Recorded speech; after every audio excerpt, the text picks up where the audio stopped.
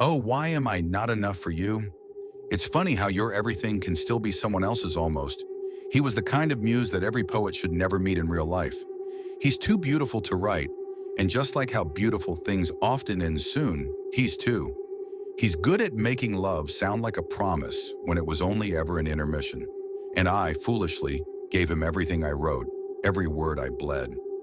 Funny how I turned his silence into sonnets, his half-smiles into metaphors, even his absence into entire novels. But he never read a single page of it. Maybe that's what hurts the most. It's not the leaving, but the indifference between us. To him, I was a chapter easily closed. Meanwhile, to me, he was the book I couldn't stop rereading, even when I already knew the ending. He's my muse, but I am his. It's okay to lose. It's funny how love can feel like both a sunrise and a funeral sometimes. There were times when I'd wonder what was so wrong about the way I loved. He'd say my heart was a little intense, and I'd laugh, pretending it was a compliment. He wanted the kind of girl who didn't think feelings were galaxies, and the one who didn't write about them like survival.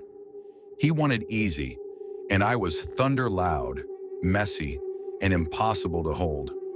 Still, back then, I kept hoping he'd find poetry in the storm. I kept hoping he'd see the way I looked at him, like he was every lyric I'd ever lost. I remember the night he left like a song that never fades. The air was thick with his soft and cruel voice, saying he needed to find himself. Was I ever enough? Maybe not. Maybe I was only meant to be the girl who felt too deeply, the one who turned her heartbreak into an art. Maybe my purpose was to be broken beautifully. Now I write his name less and less, though some nights it still echoes between my ribs. I've learned that loving someone who cannot stay is a form of self-destruction disguised as devotion. I've learned that some people aren't meant to be kept and only to be written about. But still, when I hear his favorite song on the radio, something inside me takes me back to those memories. The part of me that once believed he could love me the way I loved him. And maybe that's the cruelest kind of love, the one that teaches you that your everything can still be someone else's, almost.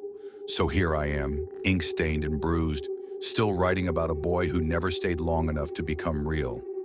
He's gone, and yet he's everywhere in every blue I've ever felt. In every line I've ever written that starts with you and ends with, "Why wasn't I enough?"